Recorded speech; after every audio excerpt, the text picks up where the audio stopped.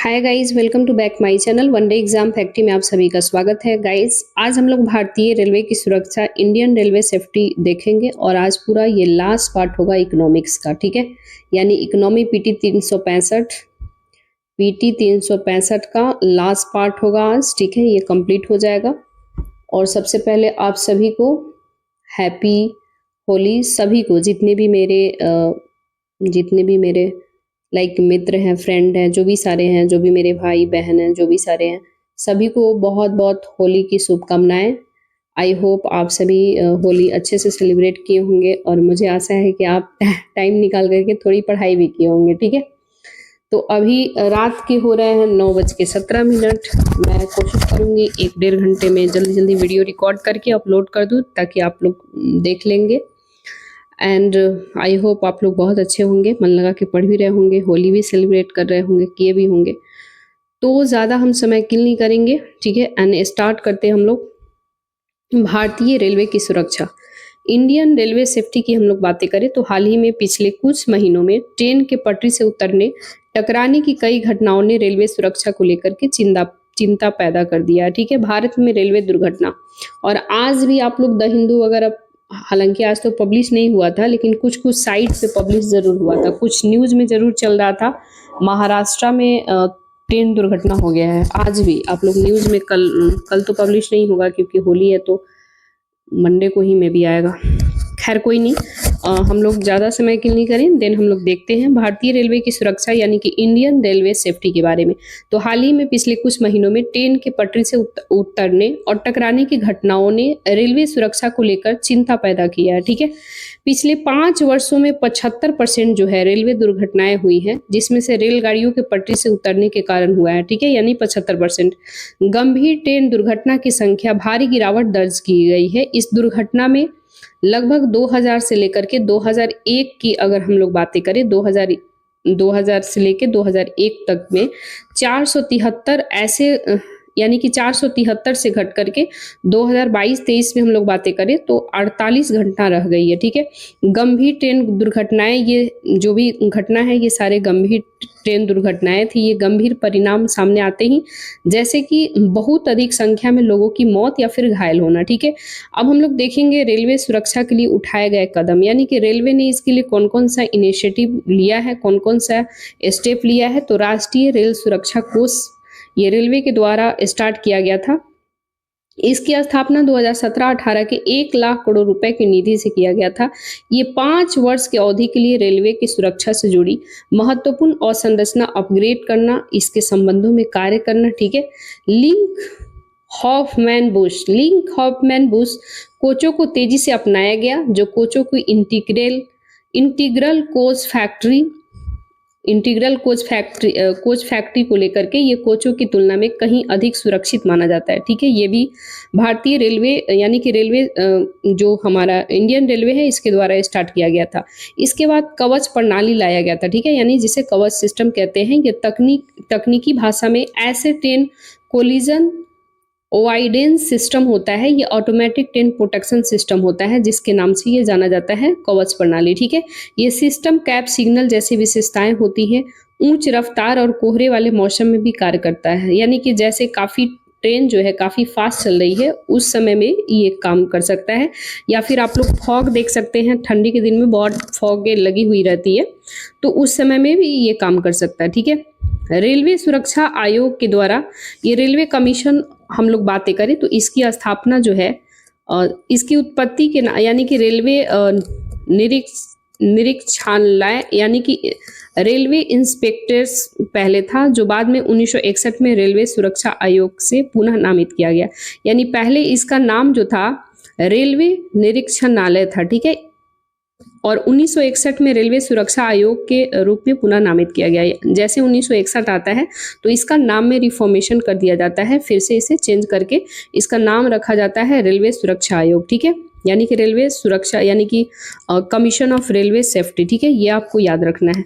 मंत्रालय के अंतर्गत पूछे कौन सा मंत्रालय आता है तो ये नागरिक उड्डयन मंत्रालय के तहत कार्य करता है। कौन कौन से ये सौंपे गए रिपोर्ट है या फिर कार्य करता है, तो ये रेल यात्रा परिचालन सुरक्षा से संबंधित मामलों के निवारण में मदद करता है। इसके साथ ही रेलवे अधिनियम 1989 के तहत कुछ सर्वाधिक कार्य जैसे कि निरीक्षात्मक जांच संबंधी सलाहकारी कार्य भी गंभीर रूप से रेल दुर्घटना की जांच करता है। ठीक है, नेक्स्ट हम लोग देखेंगे राष्ट्रीय अवसंरचना। अच्छा, इसके साथ ही आप लोग को पता है उड़ीसा रेल दुर्घटना वगैरह आप तो सभी पढ़े ही होंगे। हालांकि ये नहीं पूछेगा कि हाल ही में दुर्घटना ये हुआ, आपसे कमीशन से रिलेटेड पूछेगा कब स्थापना हुआ था, पहले इसका नाम, यानी स्टैटिक पोर्शन में जो ऑलरेडी हम लोग देख लिए हैं। इसके बाद है राष्ट्रीय अवसंरचना। ठीक है, राष्ट्रीय अवसंरचना वित्त पोषण और विकास बैंक, यानी कि national bank for the financing infrastructure and development bank. ठीक है, डेवलपमेंट, ये क्यों चर्चा में है? तो केंद्र सरकार ने कंपनी अधिनियम 2013 के तहत नैबफीड, यानी नैबफीड बोले तो national bank for financing infrastructure and development जो है, ये सार्वजनिक वित्तीय संस्था के रूप में अधिसूचित किया गया है। ठीक है, यानी सार्वजनिक की बात करें तो पब्लिक सेक्टर, लाइक पब्लिक मतलब गवर्नमेंट डिपार्टमेंट के। ठीक है, प्राइवेट का मतलब होता है जो निजी होता है। ठीक है, तो सार्वजनिक वित्तीय संस्था के बारे में हम लोग बातें करें तो उनके साथ PFI के रूप में अधिसूचित किया जाता है, और ये केंद्रीय राज अधिनियम के तहत स्थापित होता है, जिनकी कम से कम 51% जो है पेड अप कैपिटल के द्वारा और राज्य के पास होना चाहिए। ठीक है, यानी कि 51% जो है कैपिटल केंद्र या राज्य के पास, उसके पास होना चाहिए। ठीक है, 51%। ठीक है, राष्ट्रीय अवसंरचना वित्त पोषण विकास बैंक की हम लोग बातें करें तो इसकी स्थापना 2021 में राष्ट्रीय अवसंरचना वित्त पोषण विकास बैंक अधिनियम 2021 के तहत ये इसका एस्टैब्लिशमेंट किया गया था, स्थापना किया गया था। ठीक है, विकास वित्तीय संस्था के रूप में इसे जाना जाता है। इसका उद्देश्य क्या है? तो इसका उद्देश्य की हम लोग बातें करें तो ये भारत में अवसंरचना क्षेत्र के दीर्घकालिक वित्त पोषण आवश्यकताओं को पूरा करने के लिए विशेष ध्यान केंद्रित करता है। भारत में बॉन्ड और डेरिवेटिव्स बाजार के विकास को मजबूत करना, देश की अर्थव्यवस्था को सतत रूप से बढ़ावा देना, डेवलपमेंट करना, रेगुलेट करना, इसका जो विनियमन और पर्यवेक्षण भारतीय रिजर्व बैंक जो है RBI, अखिल भारतीय वित्तीय संस्था AIFI के द्वारा, ये RBI अधिनियम 1934 धारा 45L और 45N के तहत काम करता है।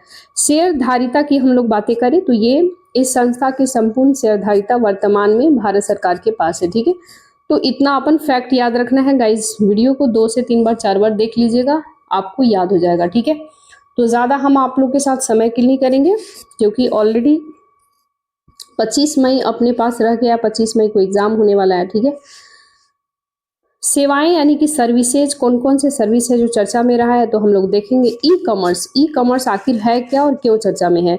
तो इन्वेस्ट इंडिया के अकॉर्डिंग भारत के ई कॉमर्स बाजार 2030 तक बढ़कर के $325 बिलियन पहुंचने की उम्मीद है। यानी कि इन्वेस्ट इंडिया ई कॉमर्स जो है, भारत का ई कॉमर्स जो है, ये 2030 तक एक अनुमान लगाया गया है कि लगभग $325 बिलियन पहुंचने का उम्मीद है। ठीक है, अब हम लोग देखेंगे कि आखिर ई कॉमर्स होता क्या है। ठीक है, तो ई कॉमर्स की वर्तमान स्थिति की बात करें 2022 में क्षेत्र का आकार $70 बिलियन था। भारत में समग्र खुदरा बाजार की इसकी हिस्सेदारियां लगभग 7% है। ई कॉमर्स मॉडल की बात करें तो इन्वेंट्री आधारित मॉडल, जैसे वस्तु और सेवाओं इन्वेंट्री ई कॉमर्स संस्था के स्वामित्व होती है, उपभोक्ताओं को सीधे बेचा जाता है। ठीक है, यानी कि डायरेक्ट जो है कंज्यूमर को सेल किया जाता है। इसमें प्रत्यक्ष विदेशी निवेश की अनुमति नहीं होती है, यानी कि FDI की इसमें अनुमति नहीं होती है। बाजार आधारित मॉडल, इसमें ई कॉमर्स संस्था खरीदारों और विक्रेताओं को जोड़ने के लिए सूचना प्रौद्योगिकी आधारित एक प्लेटफॉर्म प्रदान करती है, जैसे कि अमेजन वगैरह हो गया। जैसे कि आप ऑनलाइन देख सकते हैं, अमेजन हो गया, फ्लिपकार्ट हो गया, है ना। जैसे बहुत सारे कंपनी ऑनलाइन सामानों को डायरेक्ट प्रोडक्ट बेचती है कंज्यूमर को। जैसे कि आप जाते हैं ऑनलाइन, कोई भी सामान, आजकल ग्रोसरी का सामान भी ऑनलाइन मिलने लगा है, आजकल मेडिसिन भी आप ऑनलाइन, हर चीज़ें ऑनलाइन आपको घर तक डिलीवरी करके देता है। ठीक है, तो कहने का मतलब ये जितने भी ऑनलाइन प्लेटफॉर्म होते हैं ये क्या होते हैं? ई कॉमर्स होते हैं। ठीक है, तो कह रहा है कि 2030 तक भारत का जो है $325 बिलियन रखने का, पहुंचने का अनुमान रखा गया। ठीक है, इसमें मॉडल के स्वामित्व मार्ग के तहत 100% FDI की अनुमति है। ठीक है, यानी कि प्रत्यक्ष विदेशी निवेश की अनुमति नहीं है, किसमें नहीं है, इन्वेंट्री आधारित मॉडल में नहीं है, ठीक है, जहां से उपभोक्ता को सीधे बेचा जाता है, यानी कि ऐसा वस्तु जो सेवा इन्वेंट्री और ई कॉमर्स के संस्था के स्वामित्व में होता है उसे मतलब नहीं है। लेकिन यहाँ जो है इस मॉडल में स्वचालित मार्ग में हम लोग बातें करें तब 100% एफडीआई की अनुमति है।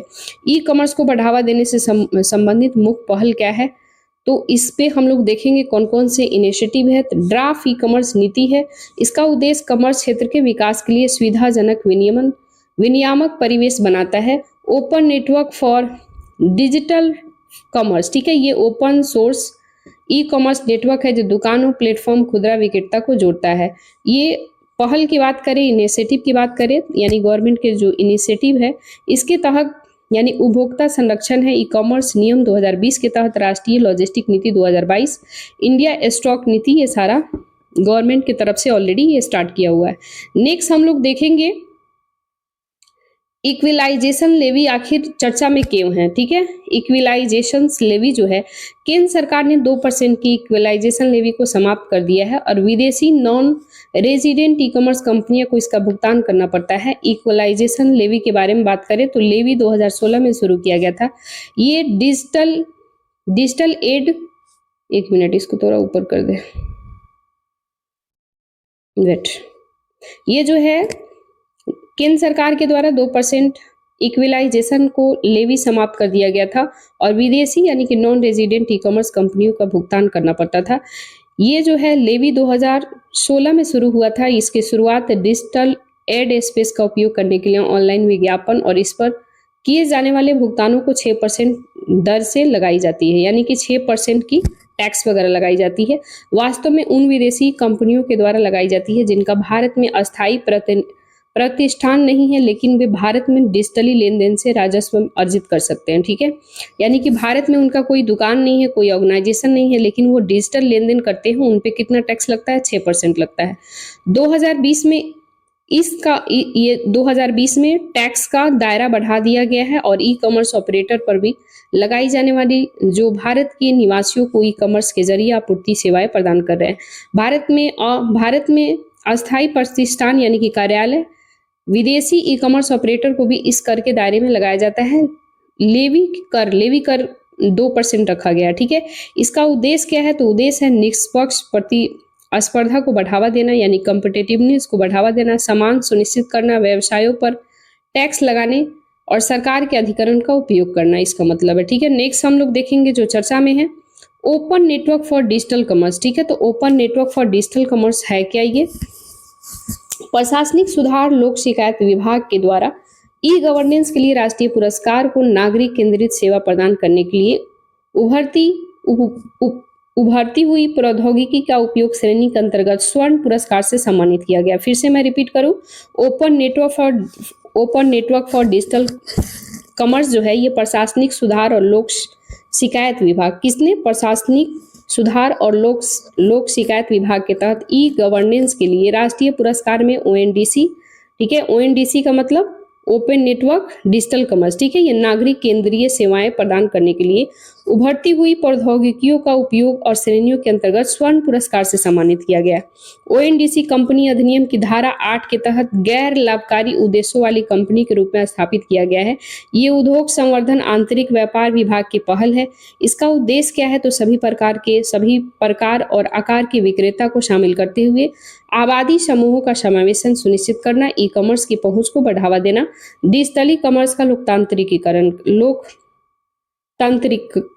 करना, ठीक है। संस्थापक सदस्य की हम लोग बातें करें तो संस्थापक सदस्य भारतीय गुणवत्ता परिषद यानी ये जो है क्वालिटी काउंसिल इंडेक्स जो है क्वालिटी काउंसिल इंस्टीट्यूशन, ठीक है, ये प्रोटीन और इगवर्ट टेक्नोलॉजी लिमिटेड के द्वारा है। ये नेटवर्क केंद्रित मॉडल है जो कि खरीदारी प्लेटफॉर्म और डिजिटल विक्रेता को जोड़ता है।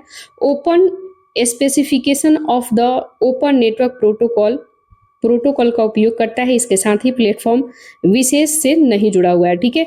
नेटवर्क केंद्रित मॉडल पे हम लोग बातें करें तो ये जो है परस्पर जुड़े हुए हैं, लेकिन उपयोगकर्ता एक साथ कार्य करने के लिए प्रणालियों पर केंद्रित होता है और आम तौर पर विकेंद्रीकृत होता है।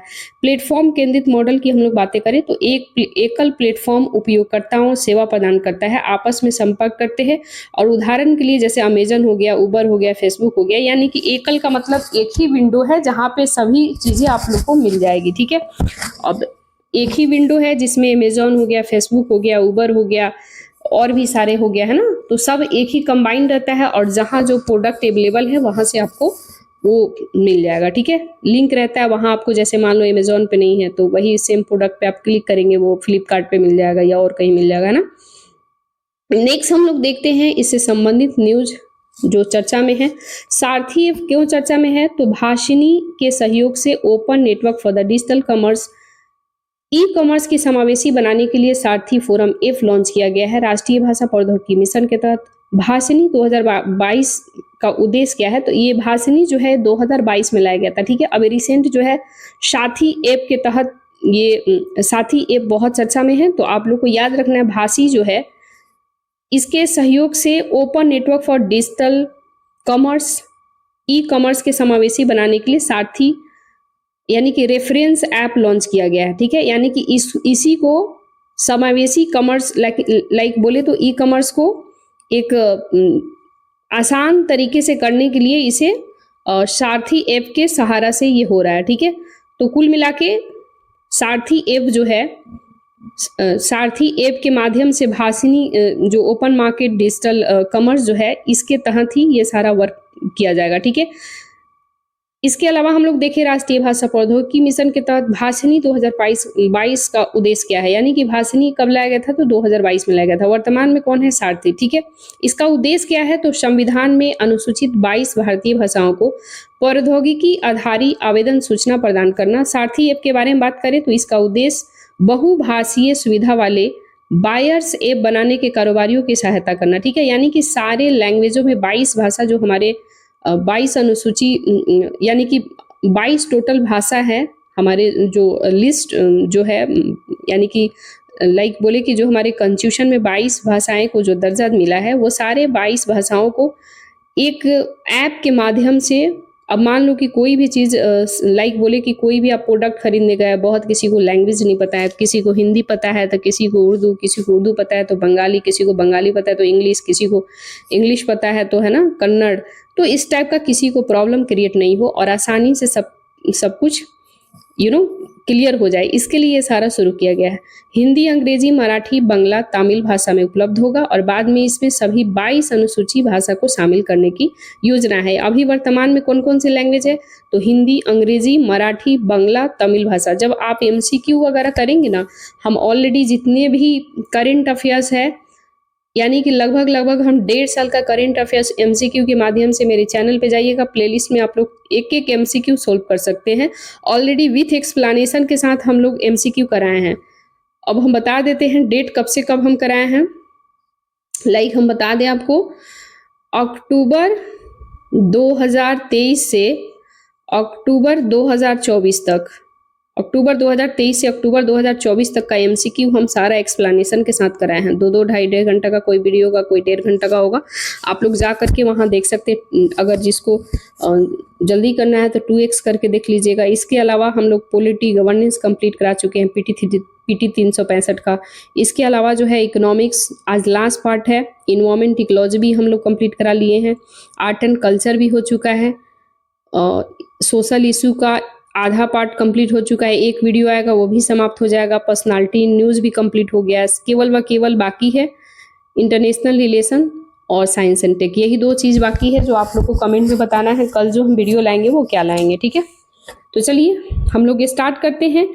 एंटी ट्रस्ट कानून, ठीक है, एंटी ट्रस्ट लॉ क्यों चर्चा में है, तो हाल ही में भारतीय एक मिनट माइक का थोड़ा सा ये लीजिए, हाँ, कह रहे हैं कि हाल ही में भारतीय प्रतिस्पर्धा आयोग ने एंटी ट्रस्ट गतिविधि पर जांच के लिए जांच में पाया गया है कि अमेजन और फ्लिपकार्ट के एक्सक्लूसिव लॉन्च की पेशकश करके चुनिंदा विक्रेताओं को वरीयता देकर के कुछ लिस्टिंग को प्राथमिकता प्रदान करने के लिए स्थानीय प्रतिस्पर्धा और कानूनी एंटी ट्रस्ट कानून का उल्लंघन किया है। भारत में ई कॉमर्स से संबंधित एंटी ट्रस्ट फ्रेमवर्क की बात करें तो प्रतिस्पर्धा अधिनियम 2023 में संशोधन हुआ है। इसका उद्देश्य क्या है संशोधन करने का? तो इसका उद्देश्य है प्रतिस्पर्धा को बढ़ावा देना, कॉम्पिटिटिवनेस को बढ़ावा देना, प्रतिस्पर्धा रोधी पद्धतियों को रोकना, प्रभुत्व की स्थिति को दुरुपयोग को रोकना, संयोजन, विलय, इसके अलावा सम्मेलन के अधिग्रहण विनियमित करना, रेगुलेट करना। ठीक है, उपभोक्ता संरक्षण ई कॉमर्स नियम 2020 में इसमें क्या मेंशन है? तो ये नियम जो है ऐसे कॉमर्स संस्था पर समान अवसर पर बनाए रखना, किसी भी उत्पादन की बिक्री को बढ़ावा देना, उपभोक्ता का निर्णय को प्रभावित करने के लिए भ्रामक पद्धतियों का उपयोग न करने आदि जिम्मेदारी डालता है। ठीक है, भारत में ई कॉमर्स कंपनियों के संचालन में युक्त प्रतिबंध क्या क्या है? तो एक्सक्लूसिव अन्य बिक्री पर प्रतिबंध है। कोई भी विक्रेता अपने उत्पादों को किसी भी मार्केट प्लेस प्लेटफॉर्म पर अन्य रूप से यानी एक्सक्लूसिव नहीं बेच सकता है। साथ ही ई कॉमर्स कंपनियों के द्वारा ई कॉमर्स प्लेटफॉर्म पर सभी विक्रेताओं को निष्पक्ष और गैर भेदभावपूर्ण तरीके से सेवाएं प्रदान करनी चाहिए। ठीक है, ये जो है आपको ऑलरेडी एक्सक्लूसिव बिक्री पर प्रतिबंध में मेंशन है। ठीक है, कि आप क्या क्या कर सकते हैं, क्या क्या नहीं कर सकते हैं। सेवाओं में आपूर्ति, लॉजिस्टिक, भंडारण और विज्ञापन, भुगतान, वित्तीय पोषण शामिल है। विक्रेताओं के द्वारा खरीद पर प्रतिबंध। यदि कोई भी विक्रेता ई कॉमर्स समूह कंपनी ने अपनी इन्वेंट्री का 25% या उससे अधिक खरीदता है तो उसे ई कॉमर्स कंपनी के द्वारा नियंत्रित माना जाएगा और इस प्रकार के उसे कंपनी के पोर्टल पर बिक्री करने से रोक दिया जाएगा। भारतीय प्रतिस्पर्धा आयोग के बारे में हम लोग बातें करें तो इसकी स्थापना जो है ये 2002 अधिनियम के तहत 2003 में किया गया था। प्रतिस्पर्धा रोधी समझौता, इसके साथ ही वर्चस्व के दुरुपयोग से निपटने से संबंधित 20 मई 2009 को अधिसूचित किया गया था। CCI यानी कि कॉम्पिटिटिवनेस, ये इंडियन कॉम्पिटिटिवनेस इंडेक्स जो है ये 2009 में कार्य करना शुरू किया था। संरचना सदस्य की बात करें CII, ये केंद्र सरकार के द्वारा नियुक्त एक अध्यक्ष होते हैं और 6 इसमें सदस्य होते हैं, यानी कि इसमें सेंट्रल गवर्नमेंट इसकी नियुक्ति करती है। इस संरचना में टोटल मेंबर की हम लोग बातें करें तो इसमें एक अध्यक्ष होगा और 6 मेंबर होगा। ठीक है, सौंपे गए कार्य की बातें करें तो प्रतिस्पर्धा प्रतिकूल प्रभाव डालने वाली प्रथाओं को समाप्त करना, प्रतिस्पर्धा को बढ़ावा देना, उसे बनाए रखना यानी कि कॉम्पिटिटिवनेस बनाना, यानी कि कॉम्पिटिटिवनेस जितने बढ़ेगा उतना ही ज्यादा बेटर क्वालिटी मिलेगा। ठीक है, उपभोक्ता के हितों को रक्षा करना यानी कि मोनोपोली जो है मार्केट में नहीं होने देना, भारत के बाजारों में व्यापार करने की स्वतंत्रता सुनिश्चित करना। ठीक है, नेक्स्ट हम लोग देखेंगे जो चर्चा में है खनन ऊर्जा उद्योग। ठीक है, तो खनन ऊर्जा उद्योग, माइनिंग एंड एनर्जी इंडस्ट्री क्यों चर्चा में है? तो भारत में कोयला क्षेत्र की बात करें, कोल सेक्टर इन इंडिया, तो हाल ही में केंद्रीय कोयला मंत्रालय ने कोल इंडिया लिमिटेड के तहत प्रमुख कोयला खदान परियोजना के लिए global mining developer cum operator को शामिल करने के लिए कोयला खनन क्रांति लाने के लिए परिवर्तनकारी पहल शुरू किया है, इनिशिएटिव लाया गया। भारत में कोयला क्षेत्र के लिए हम लोग बातें करें तो भारत में वित्त वर्ष 2023 में 1 बिलियन टन से अधिक कोयला और लिग्नाइट का प्रोडक्शन हुआ है। ठीक है, भूगर्भिक भंडार की बात करें यानी कि भूगर्भिक स्टोरेज की हम लोग बातें करें तो भारत के पास दुनिया में कोयले का 5वां सबसे बड़ा भूगर्भिक भंडार है, स्टोरेज है। उपभोग की बात करें, उपभोग मतलब कंज्यूम करना। ठीक है, यानी कि भारत उसका कितना यूटिलाइज करता है, कितना कंज्यूम करता है, तो भारत दुनिया में कोयले का दूसरा सबसे बड़ा उपभोक्ता है। ठीक है, आयात की बात करें यानी कि हमारा इंडिया जो है हम लोग बाहर से कोयला मंगाते हैं तो उसमें हम लोग कितने नंबर पे हैं? तो दूसरे नंबर पे हैं। हम लोग यानी कि बाहर से कोयले मंगाते हैं तो भारत दुनिया के कोयले का दूसरा सबसे बड़ा आयातक देश है, जो हम लोग अपने यहाँ होते हुए भी, स्टोरेज होने के बावजूद भी हम लोग दूसरे यहाँ से मंगाते हैं।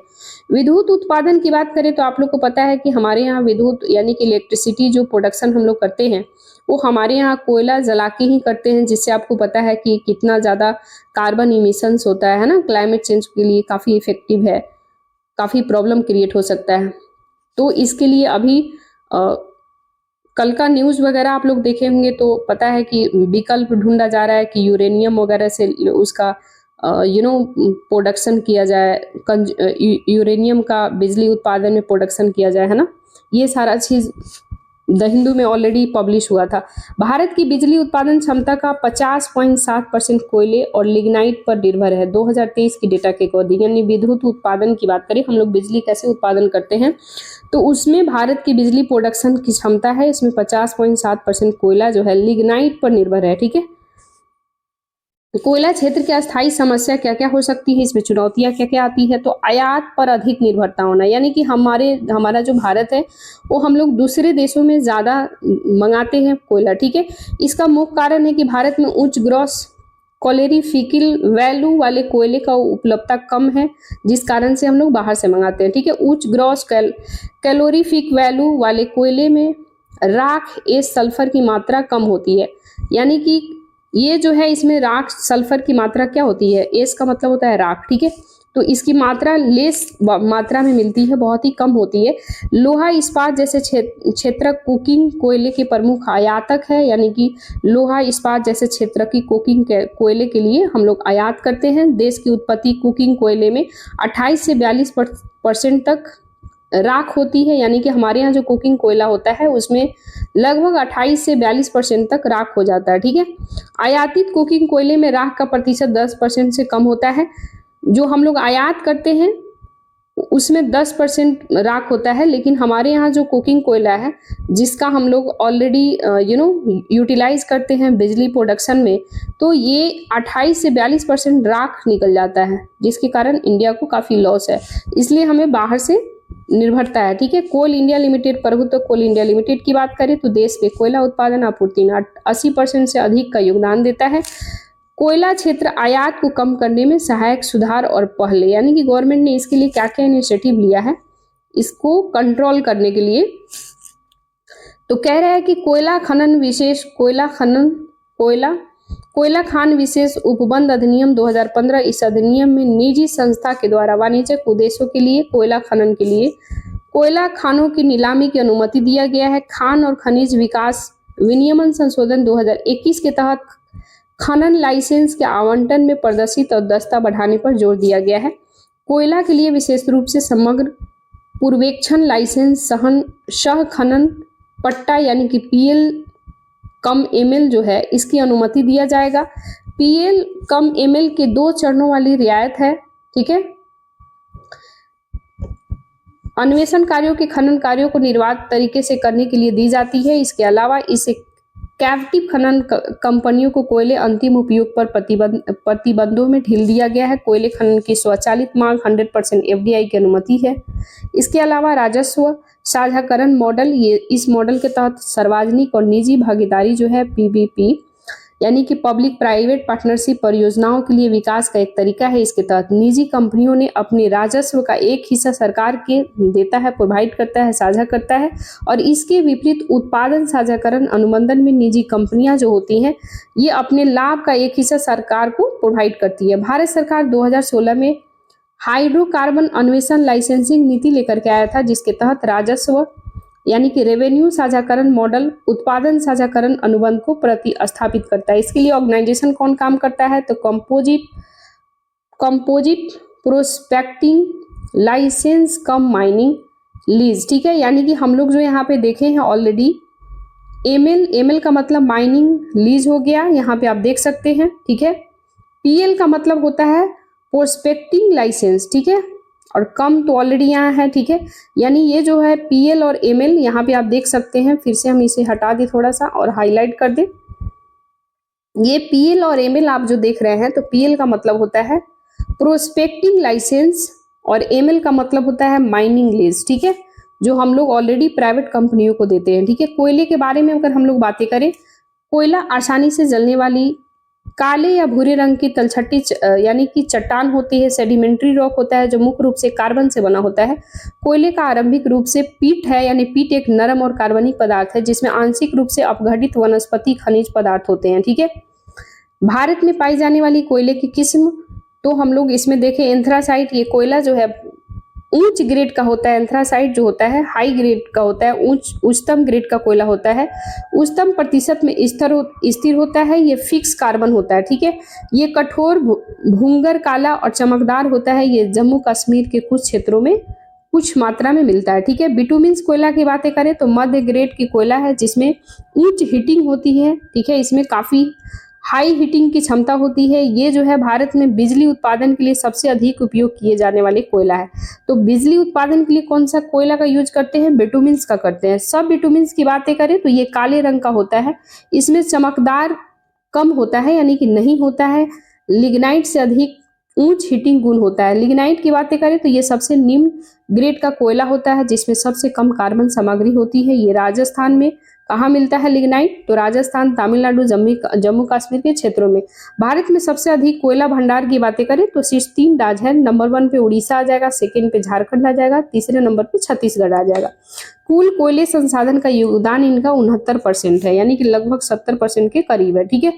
अब आप लोग यहाँ पे मैप में देख सकते हैं, थोड़ा इसको हम जूम कर दे। भारत में कोयला भंडार की बातें करें तो कुछ पोर्शन जो है लद्दाख में है कोयला भंडारण का, फिर जम्मू कश्मीर में है, यहाँ पे हरियाणा में देख सकते हैं, राजस्थान में है, गुजरात, महाराष्ट्र, यहाँ पे छत्तीसगढ़ में है देख सकते हैं, मेघालय में, अरुणाचल प्रदेश, असम, पश्चिम बंगाल, झारखंड, उड़ीसा, तेलंगाना, आंध्र प्रदेश, है ना, तमिलनाडु में देख सकते हैं, फिर इसके बाद अंडमान निकोबार द्वीप समूह में थोड़ी थोड़ी बहुत है ना, हल्की हल्की मात्रा में। फिर मध्य प्रदेश देख सकते हैं।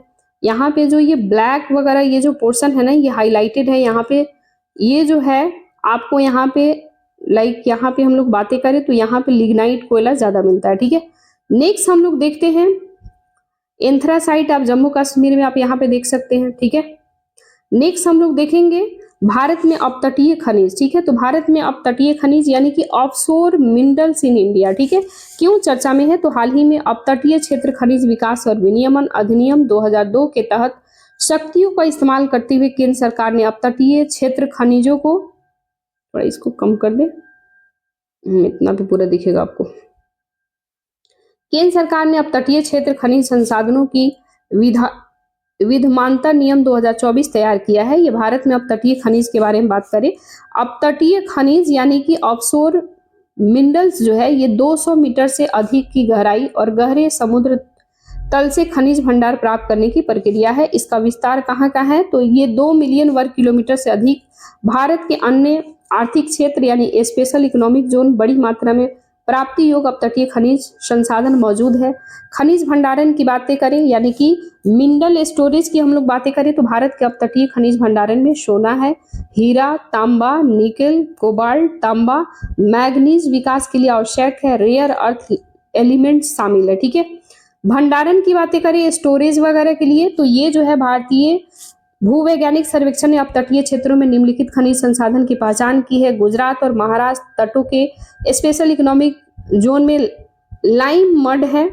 उड़ीसा, आंध्र प्रदेश, केरल, तमिलनाडु, महाराष्ट्र के आंतरिक शेल्फ यानी कि मगन तट और मध्य शेल्फ में भारी खनिज प्लेशर अवेलेबल है।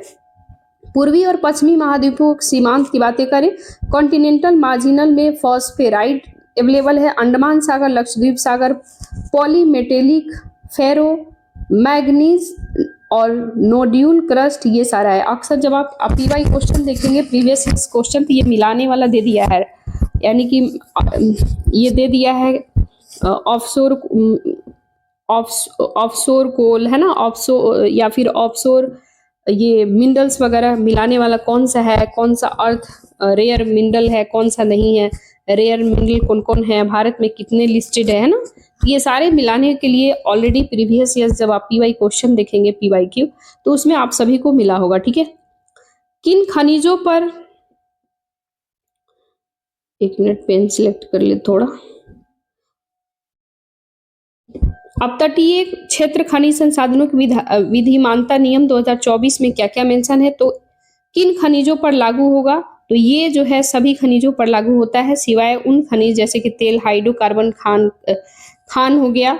खनिज विकास विनियमन अधिनियम 1947 पहली अनुसूची के भाग बी के सूचीबद्ध खनिजों को छोड़ करके, ठीक है। इसके परिभाषा की बात करें हम लोग तो ये जो है नियम में खनिज प्राप्त यानी कि इसके लिए नियम में खनिज प्राप्त के लिए कई चरणों में जैसे संयुक्त राष्ट्र फ्रेमवर्क वर्गीकरण, खनिज भंडारण, अंतर्राष्ट्रीय रिपोर्टिंग मानक समिति, टेम्पलेट, संशोधित संस्करण का उपयोग किया गया है। ये चरण निम्नलिखित है। ऑर्गेनाइजेशन कौन काम करता है, तो committee for the mineral reserve international reporting standards काम करता है, ठीक है। नेक्स्ट है अन्वेषण चरण की हम लोग बातें करें तो ये जो है एक्सप्लोरेशन स्टेज, किसी भी खनिज भंडारण की खोज में 4 चरण शामिल होते हैं। तो 4 चरण क्या है, तो टोही सर्वेक्षण मतलब री रिकॉनेसेंस सॉरी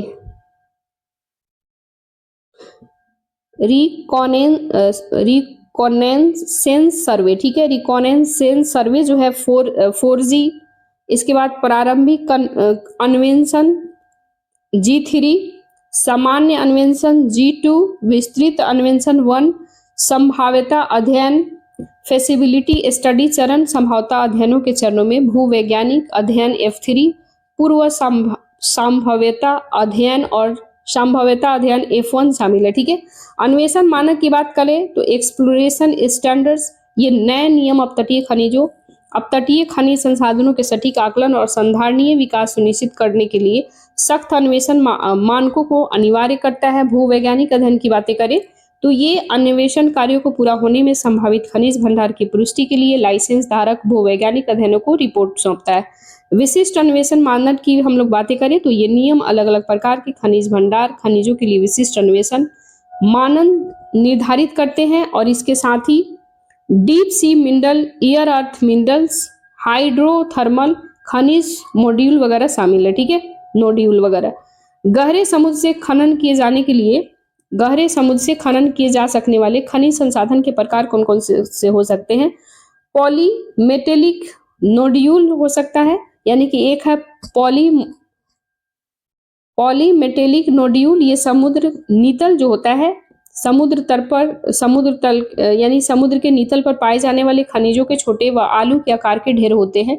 इनमें मैग्नीज, लोहे जैसे धातुआ उच्च सांद्रता होती है, वहां पे मिलती है। समुद्र नितल की बातें करें तो विशाल सल्फाइड यानी कि हाइड्रोथर्मल वेंट के आसपास बने धातु सल्फाइड के भंडार होते हैं। इसमें तांबा, सोना, चांदी, जस्ता जैसे मूल्यवान खनिज होते हैं। कोबाल्ट की बातें करें तो समुद्र में फेरो मैग्नीज क्रस्ट, ये क्रस्ट जैसे निक्षेप होते हैं जो कि समुद्री टीला, सी माउंट और अन्य जलमग्न पर्वतों में बने होते हैं, ठीक है। गाइज वीडियो को 2 से 3 बार 4 बार सुनिएगा, आपको याद हो जाएगा, ठीक है। कोई वर्ड थोड़ा सा होता है कठिन, थोड़ा बोलने में कभी कभी तुतलापन आ जाता है, तो सॉरी फॉर दैट, तो ह्यूमन एरर ही जाएगा, हम कोई रोबोट तो है नहीं। देखिए नेक्स्ट कह रहा है भारत में इस्पात क्षेत्र स्टील सेक्टर इन इंडिया, तो हाल ही में केंद्र सरकार ने 2034 तक 500 मिलियन टन घरेलू इस्पात उत्पादन लक्ष्य निर्धारित किया है, ठीक है। इस्पात लोहे कार्बन की एक मिश्र धातु है, इसमें कार्बन की मात्रा 2% कम और मैग्नीज की मात्रा 1% आंशिक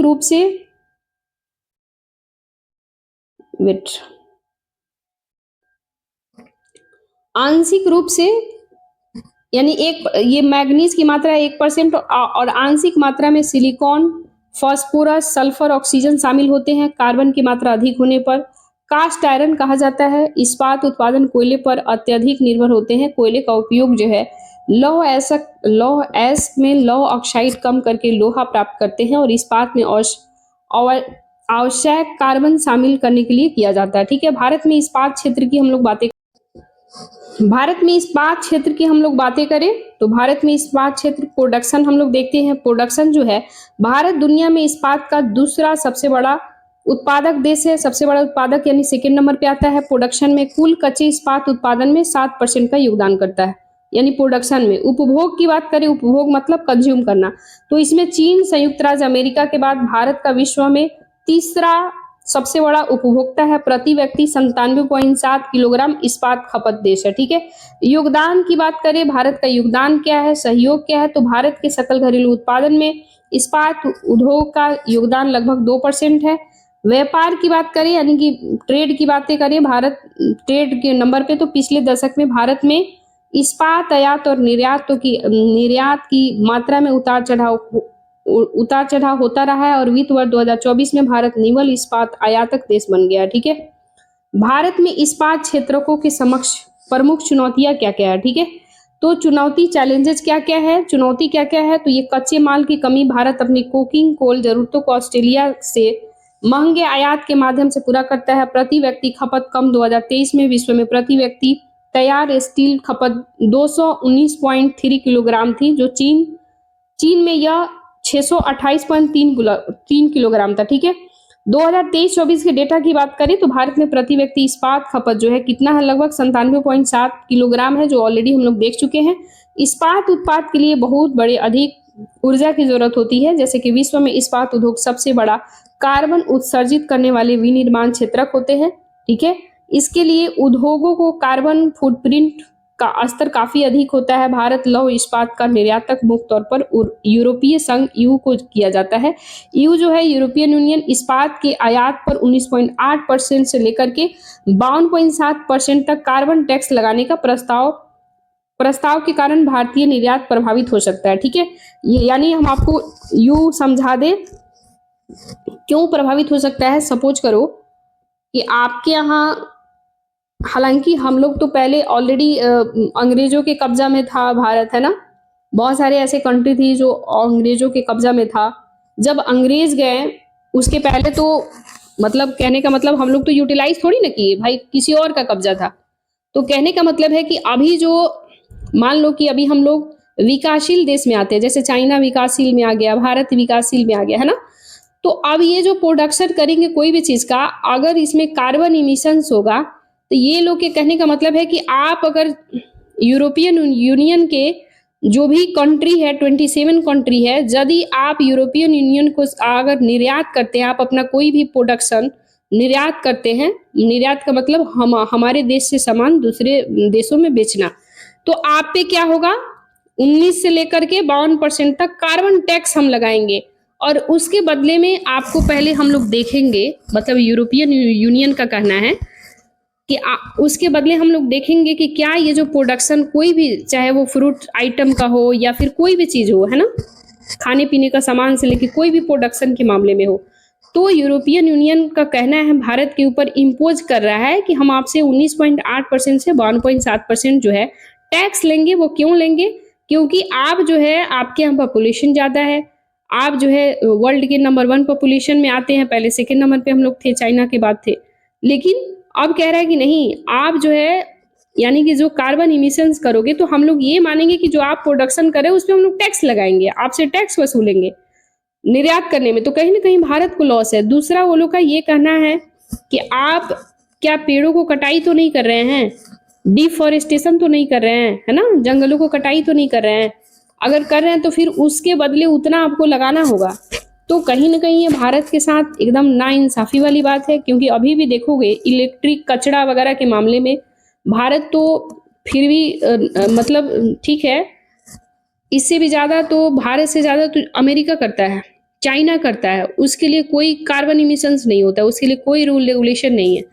और हमारे यहाँ इस बार के डेटा 2023-24 में बताया गया है कि इलेक्ट्रॉनिक्स आइटम जो है हमारे यहाँ काफी ज्यादा, हम लोग पढ़े भी, इकोनॉमिक्स में भी पढ़े हैं कि इलेक्ट्रॉनिक्स जो है यानी कि वेस्टेज जो है हमारे यहाँ ज्यादा होता है। उसके लिए कोई, क्योंकि हमारे यहाँ कुछ रीजंस है ना, हम लोग अंग्रेजों के ऑलरेडी, अंग्रेज जो है हमारे यहाँ कब्जा, लाइक अंग्रेजों के हम लोग चुंगल में फंसे हुए थे ऑलरेडी, बहुत सारे रीजंस है, तो उस समय सब थोड़ी ना कैलकुलेट करोगे, उस समय हमारी स्थिति वैसी नहीं थी। अब हम लोग धीरे धीरे थोड़ा सा सही हो रहे हैं, निर्यात वगैरह हम लोग अच्छा खासा थोड़ा कर ले रहे हैं, तो ये लोग को अब कुल मिला के यूं है कि नहीं, हम ये नहीं करने देंगे, आपके ऊपर टैक्स इम्पोज हो रहा है, तो ये कहीं ना कहीं ये गलत चीजें हैं, समझ रहे हैं। तो यही चीज इसमें कह रहा है कि यू जो है इस्पात के आयात पर 19.8% से लेकर के 52.7% तक कार्बन टैक्स लगाने के प्रस्ताव के कारण भारतीय निर्यात प्रभावित हो सकता है। यानी हमारा जो निर्यात है, जो हम लोग सामान बेचते हैं यूरोपियन यूनियन को, तो हमारा प्रॉब्लम क्रिएट हो जाएगा। लॉजिस्टिक की उच्च लागत, पूंजी की कमी, इस्पात की मांग चक्रीय प्रकृति की होती है। इस्पात क्षेत्र को बढ़ावा देने के लिए सरकार की पहल, यानी कि गवर्नमेंट ने अभी तक क्या क्या इनिशिएटिव लाया है इसके लिए, तो वो हम लोग देखेंगे। राष्ट्रीय इस्पात नीति 2017 के तहत इसका लक्ष्य 2030-31 तक भारत में इस्पात उत्पादन क्षमता को बढ़ा करके 300 मिलियन टन करना है। प्रति व्यक्ति इस्पात खपत को बढ़ा करके 160 किलोग्राम करना है। मेक इन इंडिया पहल के तहत पीएम गति शक्ति राष्ट्रीय मास्टर प्लान लाया गया है। इसके तहत इस्पात की खपत को बढ़ाने के लिए रेलवे, रक्षा, आवास, रेलवे, रक्षा और आवास तीनों में प्रमुख क्षेत्रकों में मांगों को बढ़ावा देने के लिए प्रयास किया जा रहा है। आप यहाँ पे मैप पे देख सकते हैं। ठीक है, भारत में लौह इस्पात उद्योग कहाँ-कहाँ पे है तो आप देख सकते हैं। ये बोकारो हो गया, ठीक है? यहाँ पे जमशेदपुर हो गया, भिलाई हो गया, ठीक है? विजयनगर हो गया, रत्नागिरी हो गया और अभी ये रत्नागिरी वगैरह ये तो महाराष्ट्र में है आपका। इसके अलावा हम लोग बातें करें तो न्यू मैंगलोरो की बात हो रहा है, ये कर्नाटक में है। इसके अलावा नागर जो है, ये आप देख सकते हैं विजयनगर, ये भी आपका कर्नाटक में है, ठीक है? भद्रावती है, भद्रावती जो है ये भी लौह लौह अयस्क उद्योग इंडस्ट्री वगैरह है, तो ये भी आपका कर्नाटक में है। और सैलम जो हो जाएगा ये सैलम जो है ये आपको आंध्र प्रदेश तमिलनाडु के बॉर्डर पे आ जाएगा, ठीक है? बाकी सब यहाँ पे मैप में दे सकते हैं। बोकारो वगैरह है, ठीक है? ये जमशेदपुर यानी कि भिलाई, भिलाई तो आपका आ जाएगा यहाँ पे एमपी वगैरह में, छत्तीसगढ़ में। जमशेदपुर ये आपको आ जाएगा झारखंड में, ठीक है? दुर्गापुर आ जाएगा आपको, ये दुर्गापुर है ना, तो मेरे ख्याल से दुर्गापुर आ जाएगा लाइक बोले तो पश्चिम बंगाल साइड में आ जाएगा। एक बार वैसे आप लोग मैप में देख लेना, ठीक है? वैसे दुर्गापुर मेरे ख्याल से वहीं पे है ना। फिर ये आप लोग यहाँ पे देख सकते हैं गोपालपुर, गोपालपुर जो है ये आपका छत्तीसगढ़ वाले उड़ीसा वाले पोर्शन में है, ठीक है? राउरकेला भी उड़ीसा वाले पोर्शन में है, ठीक है? आप देख सकते हैं यहाँ पे, या फिर यहाँ जूम करके देख सकते हैं, ठीक है? बहुत सारी चीजें हैं जो आप यहाँ पे जूम करके देख सकते हैं, ठीक है? जो भी सारे इंडस्ट्री वगैरह है, ठीक है? नेक्स्ट हम लोग देखेंगे स्पेशलिटी स्टील, ठीक है? इसको थोड़ा छोटा कर दे। स्पेशलिटी स्टील जो है इसके प्रोडक्शन में संबंध प्रोत्साहन पीएलआई जो है योजना लाया गया है। इस योजना के तहत इसका उद्देश्य है भारत में स्पेशलिटी इस्पात के उत्पादन को बढ़ावा देना, पूंजी निवेश आकर्षित करना, आयात को कम करना, हम लोग बाहर से जो सामान मंगाते हैं उसके डिपेंडेंसी को कम करना। मिशन पूर्वोदय लाया गया है। इस मिशन के तहत कोलकाता में एकीकृत इस्पात हब की स्थापना के माध्यम से पूर्वी भारत, उड़ीसा, झारखंड, छत्तीसगढ़, पश्चिम बंगाल, आंध्र प्रदेश त्वरित विकास के लिए शुरू किया गया है। संशोधित इस्पात आयात निगरानी प्रणाली 2.0 लाया गया है। इसका उद्देश्य क्या है?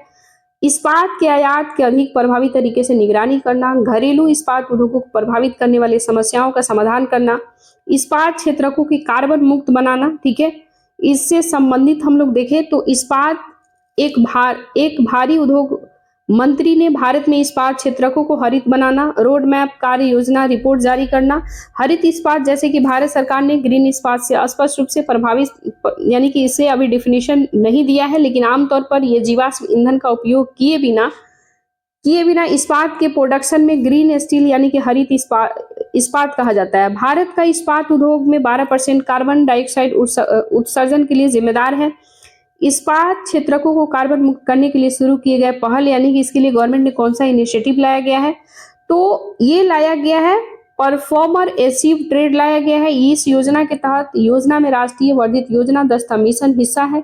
इस योजना के तहत इस्पात उद्योग को ऊर्जा में खपत कम करने के लिए प्रोत्साहित करना, इस्पात स्क्रैप रिसाइकलिंग नीति 2019 ये जो है लौ स्क्रैप वैज्ञानिक प्रसंस्करण रिसाइकलिंग के लिए धातु स्क्रैपिंग केंद्रीय संस्था को सुगम बनाना, बढ़ावा देना, एक फ्रेमवर्क प्रदान करना, राष्ट्रीय ग्रीन हाइड्रोजन मिशन लाया गया है। इसके तहत जो है इस्पात मंत्रालय को इस्पात निर्माण में ग्रीन हाइड्रोजन के उपयोग को बढ़ावा देना, पायलट परियोजना के तहत बजट का 30% हिस्सा आवंटित किया जाता है। कार्बन क्रेडिट ट्रेडिंग योजना की बात करें तो इसका उद्देश्य जो है विभिन्न क्षेत्रकों से ग्रीन हाउस गैसों के उत्सर्जन को कम करना, रोकने के लिए भारतीय अर्थव्यवस्था में इस्पात क्षेत्र सहित कार्बन क्रेडिट सर्टिफिकेट व्यापार तंत्र के माध्यम से उत्सर्जन का मूल्य निर्धारण करना, ठीक है? नेक्स्ट हम लोग देखेंगे बायो इकोनॉमी क्यों चर्चा में है तो ग्लोबल बायो इंडिया 2024 के चौथे संस्करण केंद्रीय मंत्री ने इस बात पर प्रकाश डाला है कि अगली औद्योगिकी क्रांति जैव अर्थव्यवस्था बायो इकोनॉमी से प्रेरित होता है। ग्लोबल बायो इंडिया जैविक प्रौद्योगिकी विभाग इसकी सार्वजनिक क्षेत्रक है। जैव प्रौद्योगिकी उद्योग सहायता अनुसंधान परिषद के द्वारा शुरू किया गया रणनीति है। बायो इकोनॉमी की बातें करें तो बायो इकोनॉमी जो होता है जैविक संसाधनों जैसे कि पौधे हो गया, जानवर हो गया, सूक्ष्म जीव वगैरह हो गया, ठीक है, जैविक प्रक्रिया जैसे कि किण्वन जैव संश्लेषण विधियों पर आधारित होता है। अर्थव्यवस्था का एक रूप है। इसका उद्देश्य है सभी आर्थिक क्षेत्रों में संधारणीय तरीके से वस्तु और सेवाओं की आपूर्ति करना। इससे जुड़े महत्वपूर्ण क्षेत्र कौन कौन से हैं? Bio industrial, bio pharma, bio agriculture है, ठीक है। बायो इकोनॉमी की स्थिति की हम लोग बातें करें तो इसका आकार जो है 2014 में 10 बिलियन डॉलर से बढ़कर के 2024 तक 30 बिलियन डॉलर से अधिक हो गया है, ठीक है। यानी 10 से बढ़कर कितना हो गया है? 130 बिलियन हो गया है। बायो मैन्युफैक्चरिंग के मामले में भारत वैश्विक स्तर पर 12वें स्थान पे है। बायो इकोनॉमिक का महत्व की बात करें, सिग्निफिकेंस की बातें करें, इंपॉर्टेंट की बातें करें तो जीवाश्म ईंधन पर निर्भरता कम करता है, ग्रीन हाउस गैस उत्सर्जन को कम करता है, इसके साथ ही ये स्थिरता को बढ़ावा देता है, चक्रीय अर्थव्यवस्था को बढ़ावा देता है। इसके लिए ऑर्गेनाइजेशन आपसे यदि पूछता है कौन कौन काम करता है तो स्टील इम्पोर्टेंट मॉनिटरिंग सिस्टम काम करता है, national mission for the enhanced energy efficiency काम करता है, ठीक है। बायो इकोनॉमी की हम लोग देखें, बायो इकोनॉमी को बढ़ावा देने के लिए कौन कौन से गवर्नमेंट ने इनिशिएटिव लाया है तो इनिशिएटिव की हम लोग बातें करें, भारत में जैव प्रौद्योगिकी नवाचार को इकोसिस्टम को आगे बढ़ाने के लिए BIRAC यानी कि बैरक जैव प्रौद्योगिकी उद्योग सहायता अनुसंधान परिषद सबसे महत्वपूर्ण भूमिका है। बैरक में विभिन्न उद्योगों पर केंद्रित बायोटेक्नोलॉजी इग्निशंस ग्रांट स्कीम, बायोनेस्ट जैसे योजना शुरू किया गया है। नीतिगत उपाय की बातें करें तो राष्ट्रीय जैव ईंधन नीति 2018 लाया गया था जिसके तहत राष्ट्रीय बायोफार्मा मिशन, जैव अर्थव्यवस्था पर राष्ट्रीय मिशन ये शामिल है। जैविक अनुसंधान विनियामक अनुमोदन पोर्टल की बातें करें, ये पोर्टल जैविक अनुसंधान के लिए विनियामकीय मंजूरी प्रदान करने वाले एकल प्लेटफॉर्म के रूप में कार्य करता है। आंतरिक अर्थव्यवस्था की बात करें, स्पेस इकोनॉमी की हम लोग बातें करें, क्यों चर्चा में है तो ये जो है केंद्रीय बजट 2024-25 में घोषणा हुआ है कि देश में आंतरिक अर्थव्यवस्था को बढ़ावा देने के लिए लगभग 1000 करोड़ रुपए का वेंचर कैपिटल फंड स्थापित किया गया है। आंतरिक अन्वेषण में निजी क्षेत्रों की भागीदारी को बढ़ावा देने के लिए ऑर्गेनाइजेशन की हम लोग बातें करें तो भारतीय राष्ट्रीय आंतरिक संवर्धन प्राधिकरण केंद्र की बातें करें तो ये आंतरिक्ष विभाग के तहत एक स्वायत्त एजेंसी है। इसके कार्यों में भी शामिल क्या क्या है तो भारत में गैर सरकारी भी शामिल है, निजी संस्था भी शामिल है। आंतरिक गतिविधि को विनियमित करना, बढ़ावा देना, मार्गदर्शन करना, निगरानी करना, पर्यवेक्षण करना, ठीक है। भारतीय आंतरिक संघ की बातें करें, इसकी स्थापना 2020 में हुआ था, ठीक है। यानी कि इंडियन स्पेस एजेंसी जो है ये एक शीर्ष और गैर लाभकारी उद्योग है, संगठन है। भारत में निजी और सार्वजनिक आंतरिक उद्योगों के विकास को दिशा में कार्य कर रहा है। न्यू स्पेस इंडिया लिमिटेड की बातें करें तो आंतरिक्ष विभाग के तहत अनुसूची 1 श्रेणी की कंपनी है। ये 2019 में इसरो ने वाणिज्य गतिविधियों को संभालने के लिए स्थापित किया गया था, ठीक है। आंतरिक्ष में निजी की हम लोग बातें करें, आंतरिक्ष में निजी क्षेत्र की भागीदारी यानी कि प्राइवेट सेक्टर की भागीदारी कितना है। स्पेस सेक्टर की बात करें यानी स्पेस वगैरह में, अंतरिक्ष में वन वेब इंडिया भारतीय अंतरिक्ष विनियामक इन स्पेस में मंजूरी प्राप्त करने वाली पहली कंपनी बन गई है। तो इसे आप स्टार मार्क कर लीजिए, बहुत इंपॉर्टेंट है, ठीक है। यानी कि वन वेब इंडिया जो है भारतीय अंतरिक्ष विनियामक इन स्पेस में मंजूरी प्राप्त करने वाला पहला कंपनी बन गया है जो सैटेलाइट ब्रॉडबैंड सेवा प्रदान करता है, ठीक है। अग्निकुलम कॉस्मोस की बातें करें तो IIT मद्रास के द्वारा संचालित स्टार्टअप अग्निकुलम कॉस्मोस ने स्वदेशी रूप से तैयार और विकसित किए गए हैं दुनिया के पहले ऐसे रॉकेट है जो सफलतापूर्वक प्रशिक्षण किया है, single piece 3D printed engine लगाया था। अंतरिक्ष आधारित स्टार्टअप्स की बातें करें तो भारत में अंतरिक्ष स्टार्टअप संख्या बढ़कर के 200 से अधिक हो गया है। विक्रम एस की हम लोग बातें करें तो 2022 में निजी क्षेत्रकों के द्वारा निर्मित भारत का पहला रॉकेट विक्रम एस मिशन प्रारंभ के तहत लॉन्च किया गया, ठीक है। वेंचर कैपिटल फंड की हम लोग बातें करें तो वेंचर कैपिटल फंड जो है ये आंतरिक्ष प्रौद्योगिकी से जुड़े इस स्टार्टअप लघु से लेकर के मध्य आकार तक उद्यमों को उनकी आवश्यकता के अनुसार फंड प्रदान करेगा और ये फंड 2023 में इनस्पेस द्वारा शुरू की गई सीड फंड योजना के पहलों को पूरा करेगा। इसके लिए ऑर्गेनाइजेशन कौन कौन काम करता है national mission on the bio economy काम करता है, Indian national space promotion and authorisation centre काम करता है, नॉन गवर्नमेंटल प्राइवेट इनिटिटीज काम करता है, इंडियन स्पेस एसोसिएशन काम करता है। ठीक है, वेंचर कैपिटल फंड की स्थापना आवश्यकता क्यों पड़ी? तो 2030 तक वैश्विक वाणिज्यिक आंतरिक अर्थव्यवस्था में भारत की हिस्सेदारी को बढ़ा करके 10% करना, वर्तमान में ये 2% है, यानी कि 10% करना है, वर्तमान में कितना है तो मात्र 2% है। कम ब्याज दर पर पूंजी की उपलब्धता सुनिश्चित करना, आंतरिक क्षेत्र अधिक पूंजी की आवश्यकता वाला क्षेत्र है। आंतरिक प्रौद्योगिकी में उद्यमशीलता को बढ़ावा देने के लिए भारत की पहल की बातें करें तो भारत अंतरिक्ष नीति 2023 या अंतरिक्ष गतिविधियों के सभी क्षेत्रों में गैर सरकारी संस्था से जुड़ी यानी कि संस्थाओं के शुरू से लेकर के अंत तक भागीदारी को बढ़ाता है। स्पेस टेक इनोवेशन नेटवर्क की बातें करें तो अंतरिक्ष उद्योग में स्टार्टअप, लघु और मध्यम उद्योगों के लिए सार्वजनिक निजी सहयोग है। अटल इनोवेशन की बातें करें तो स्पेस चैलेंज छात्रों को स्पेस सेक्टर के विशिष्ट वास्तविकता, इसके साथ ही दुनिया की चुनौती के लिए एक दक्ष अभिनव समाधान खोजने के लिए प्रोत्साहित करता है। ठीक है,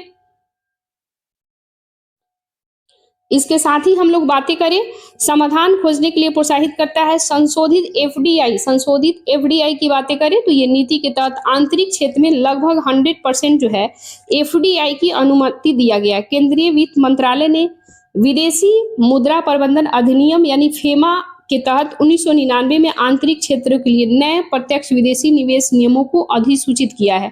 ठीक है, नेक्स्ट हम लोग देखेंगे एफडीआई और बोले तो एफडीआई वगैरह हम लोग देखेंगे। ठीक है,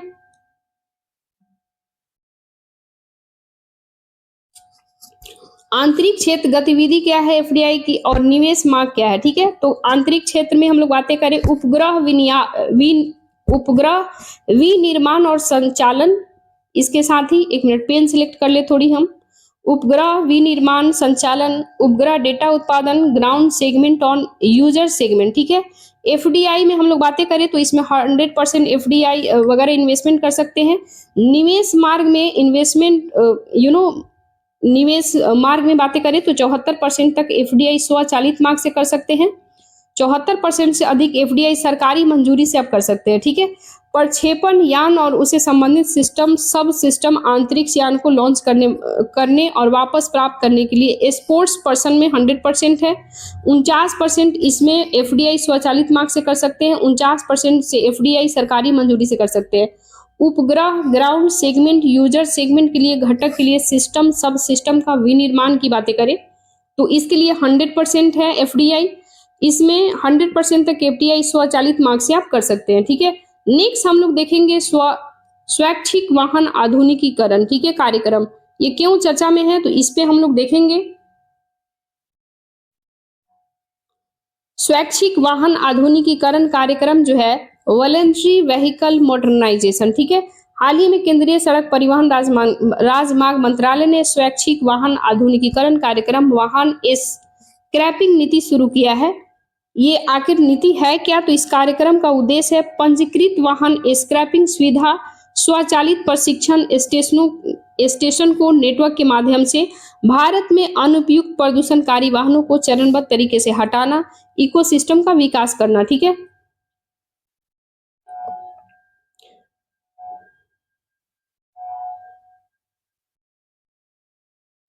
इसके साथ ही वाणिज्यिक और यात्री वाहनों के विनिर्माता ग्राहकों को स्क्रैपेज सर्टिफिकेट उपलब्ध कराने के 2 वर्षों और 1 वर्षों की अवधि के लिए डिस्काउंट छूट योजना शुरू किया जाएगा।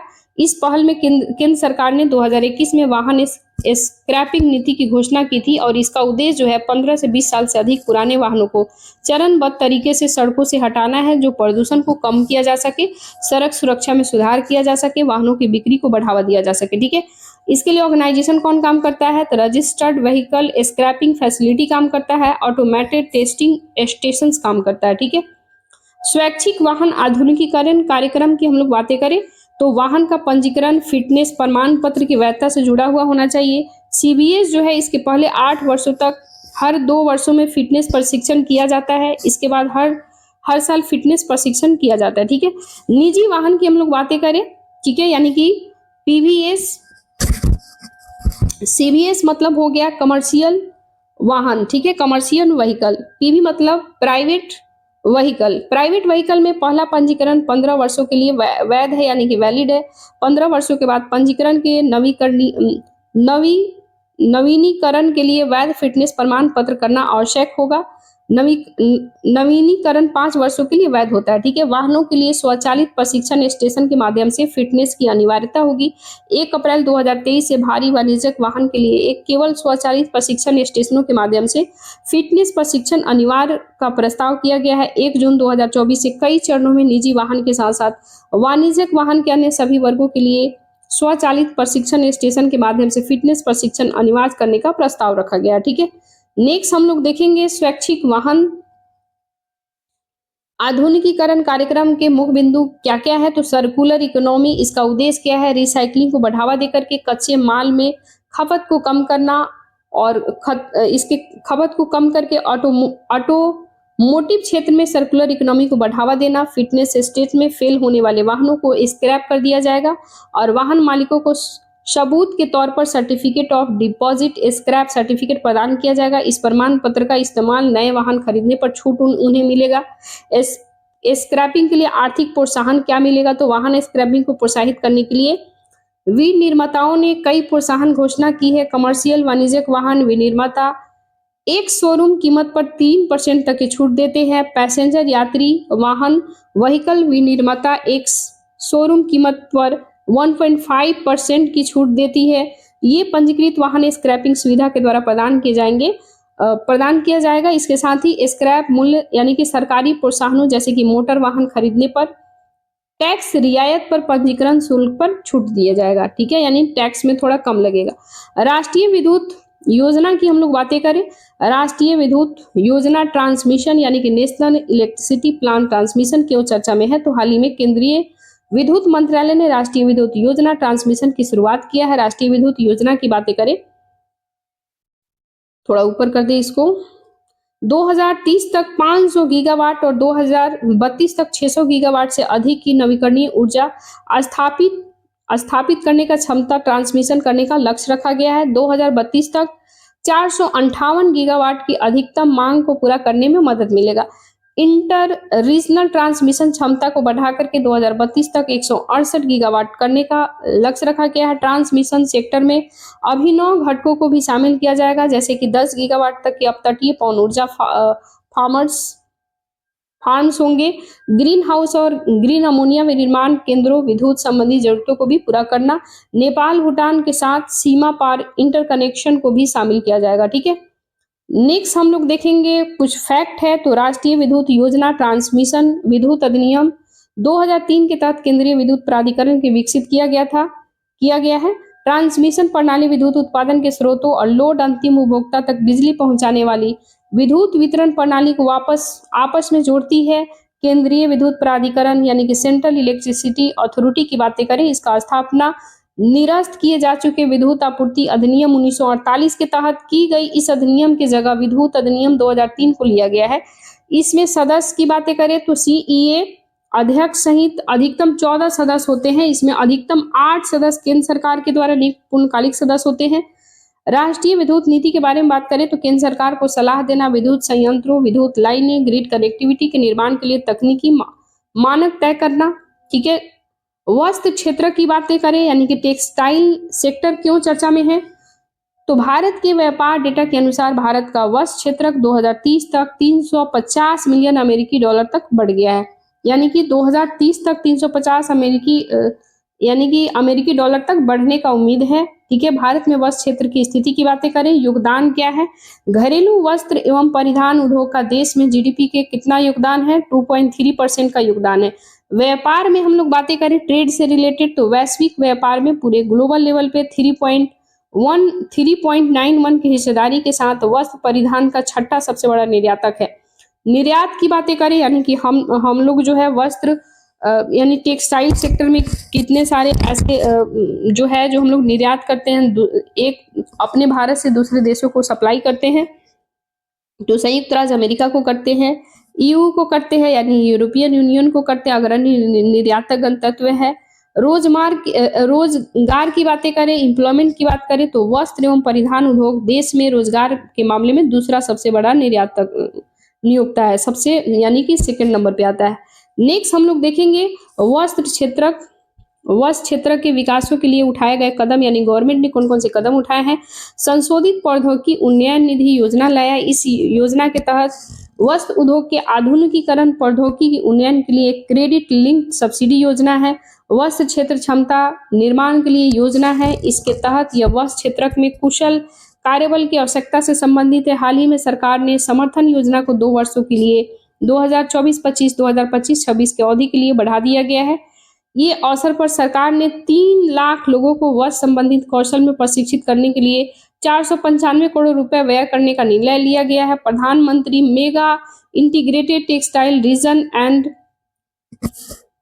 Wait apparel PM Mitra parks योजना लाया गया है, जिसके तहत राष्ट्रीय तकनीकी वस्त्र मिशन वस्त्र क्षेत्रकों के लिए उत्पादन से संबंधित प्रोत्साहन पीएलआई स्कीम योजना लाया गया है। ठीक है, नेक्स्ट हम लोग देखेंगे जो फैक्ट है जो चर्चा में है, विजन एक्सटी क्या है। तो केंद्रीय वस्त्र मंत्री ने भारत की पहली फैशन पूर्वानुमान पहल विजन जो है एक्सटी को लॉन्च किया है। ये साथ ही भारत विशिष्ट फैशन ट्रेड बुक परिधि 24x25 की भी विमोचन किया गया है। विजन आप इसको विजियो एनएक्सटी बोल सकते हैं या फिर विजन एक्सटी भी बोल सकते हैं। ठीक है, राष्ट्रीय फैशन प्रौद्योगिकी संस्थान निफ्ट के द्वारा द्विभाषी वेब पोर्टल है। ये भारत में बहुलता और सांस्कृतिक विविधता को दर्शाता है। अलग अलग क्षेत्रों में जैसे फैशन हो गया, रुझान की पहचान करना, मानचित्रण विश्लेषण करना, आर्टिफिशियल इंटेलिजेंस एआई और इमोशनल इंटेलिजेंस एआई का उपयोग किया गया। ठीक है, नेक्स्ट हम लोग देखेंगे तकनीकी वस्त्र टेक्निकल टेक्सटाइल क्यों चर्चा में है। ठीक है, जैसे कि आजकल आप देखते हैं उर्फी जावेद जो है बहुत ही ज़्यादा टेक्निकल यानी कि टेक्निकल टेक्सटाइल वगैरह का यूज बहुत ज़्यादा करती है ना। राष्ट्रीय तकनीकी वस्त्र मिशन पर अधिकार प्राप्त कार्यक्रम समिति ने ग्रेट योजना पहल की शुरुआत किया है।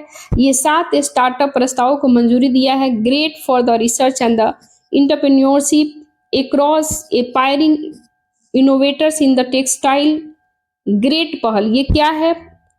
तो ये राष्ट्रीय तकनीक वस्त्र मिशन का अनुसंधान विकास नवाचार का घटक है। मंत्रालय कौन सा है, तो इसमें वस्त्र मंत्रालय इसका नोडल मंत्रालय है। इसका उद्देश्य क्या है, तो युवा इनोवेटर्स वैज्ञानिक तकनीकी के विशेषज्ञों को तकनीकी वस्त्रों के क्षेत्र में अपने विचारों व्यावसायिक प्रौद्योगिकी उत्पादों में बदलने के लिए प्रोत्साहित करना। अनुदान सहायता की बात करें तो सामान्यतः 18 महीने की अवधि के लिए 50 लाख रुपए तक का अनुदान मिल सकता है। ठीक है, तकनीकी वस्त्र के बारे में हम लोग बातें करें तो परिभाषा इसमें क्या क्या इसके डिफिनीशन हो सकते हैं। तो तकनीकी वस्त्र को दरअसल ऐसी वस्त्र सामग्री उत्पादन के रूप में परिभाषित किया जाता है जिनका उपयोग उनके सौंदर्य या फिर सजावटी विशेषताओं के बजाय उनके तकनीकी प्रदर्शन कार्यात्मक यानी कि फंक्शनल गुणों के आधार पर किया जाता है। उपयोग की बात करें कहाँ कहाँ उपयोग हो सकता है, तो कृषि में, सड़क, रेलवे ट्रैक, खेलकूद, परिधान, स्वास्थ्य क्षेत्र से लेकर के बुलेट प्रूफ जैकेट, अग्निरोधक जैकेट अधिक ऊंचाई पर पहनने के लिए बनाया जाता है। कॉम्बैट गियर अंतरिक्ष क्षेत्रों में उपयोग किया जाता है।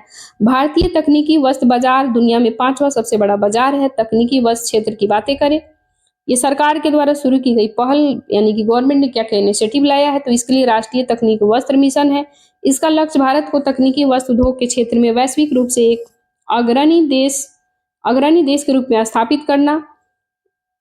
योजना की हम लोग बातें करें तो वस्त्र उद्योग के लिए उत्पादन संबंध प्रोत्साहन पीएलआई योजना लाया गया है। प्रधानमंत्री mega integrated textile region and apparel park योजना लाया गया है, यानी कि पीएम मित्रा योजना, एकीकृत वस्त्र पार्क योजना लाया गया है। ठीक है, इसके साथ ही हम लोग देखें तकनीकी वस्त्रों का अनिवार्य उपयोग। तकनीकी वस्त्र उत्पादों के कई केंद्रीय मंत्रालय विभागों में अनिवार्य उपयोग के लिए चिन्हित किया गया है। अन्य geo textile, agro textile, meditech textile आदि के लिए गुणवत्ता नियंत्रण विनियमन जारी किया गया है। तकनीकी वस्त्र उत्पादों के लिए विशेष रूप से नए HSN कोड का विकास किया गया है। अन्य प्रमुख घटनाक्रम की बातें करें, 8 कोर उद्योगों का सूचकांक है। इंडेक्स ऑफ 8 कोर इंडस्ट्री क्या-क्या है? तो हाल ही में संयुक्त ICI में फरवरी 2023 में सूचकांक की तुलना में फरवरी 2024 में 6.7 की वृद्धि अंतिम दर्ज हुआ है। 8 कोर उद्योगों की सूचकांक के बारे में हम लोग बातें करें, 8 कोर उद्योगों की सूचकांक में उद्योगों को संयुक्त उत्पादन इनमें से प्रत्येक दर्शन को मापता है। ये 8 कोर उद्योग जो है ये उर्वरक हो गया, सीमेंट हो गया, प्राकृतिक गैस हो गया, कच्चा तेल हो गया, कोयला हो गया, बिजली हो गया, इस्पात हो गया, पेट्रोलियम रिफाइनरी हो गया। ठीक है, औद्योगिक उत्पादन सूचकांक IIP की बात करें, यानी कि इंडस्ट्रियल इंडेक्स प्रोडक्शन शामिल देशों में भारांश में 8 कोर उद्योगों का हिस्सा 40.27% है। कोर उद्योग की बातें करें, इस सूचकांक में पेट्रोलियम रिफाइनरी उत्पादों का भारांश सबसे अधिक है जिसमें 28.4% है। इसके बाद विद्युत का आता है 19.85 का स्थान है। कोर उद्योग का सूचकांक में वाणिज्यिक और उद्योग मंत्रालय के आर्थिक सलाहकार कार्यालय के द्वारा जारी किया जाता है। ऑर्गेनाइजेशन कौन काम करता है? Scheme for the integrated textile park काम करता है। नेक्स्ट हम लोग देखेंगे नौ रत्न का दर्जा। नौ रत्न का दर्जा ये क्यों चर्चा में है? नौ रत्न स्टेटस, तो लोक उद्यम विभाग ने भारतीय अक्षय ऊर्जा विकास एजेंसी लिमिटेड और solar energy corporation of India limited के नौ रत्न को दर्जा मिला है। IREDA जो है यानी कि इरेडा जो है नवीकरणीय ऊर्जा मंत्रालय के प्रशासनिक नियंत्रण में कार्य करता है। इसका स्थापना 1987 में एक गैर बैंकिंग वित्तीय संस्था के रूप में हुआ था। SECI की बातें करें तो केंद्रीय नवीन एवं नवीकरणीय ऊर्जा मंत्रालय के अंतर्गत केंद्रीय सार्वजनिक क्षेत्र का उपक्रम है।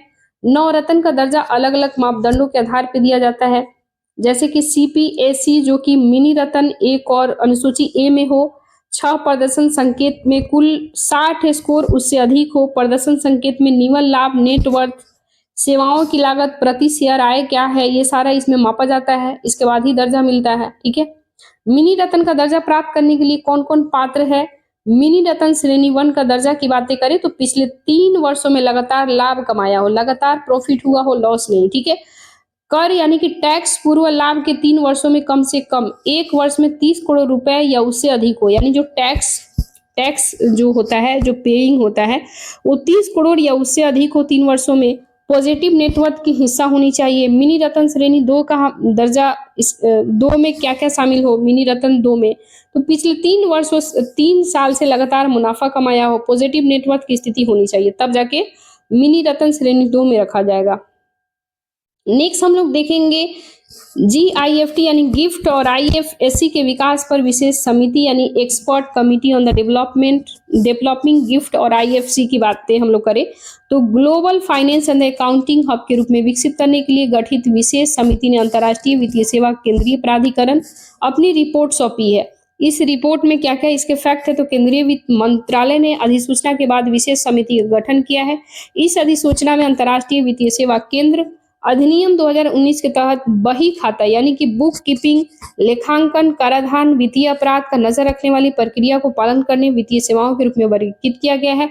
अंतर्राष्ट्रीय वित्तीय सेवा की बात करें, इंटरनेशनल फाइनेंशियल सर्विस सेंटर की बातें करें तो Gujarat international finance tech city gift city IFC की स्थापना 2015 में गुजरात में विशेष आर्थिक क्षेत्र स्पेशल इकोनॉमिक जोन के रूप में किया गया था। एक IFSC जो है घरेलू अर्थव्यवस्था के क्षेत्रीकाल से बाहर के ग्राहकों को सेवा प्रदान करता है। एक केंद्र दूसरे देशों से जुड़े हुए वित्त और वित्तीय उत्पादों सेवाओं की आवाजाही के प्रबंधन करता है, मैनेजमेंट करता है। गिफ्ट जो है ये 2015 में कार्य करना शुरू किया था। इसका उद्देश्य जो है भारतीय कंपनी अंतर्राष्ट्रीय वित्तीय सेवा की प्राप्ति, इनबाउंडर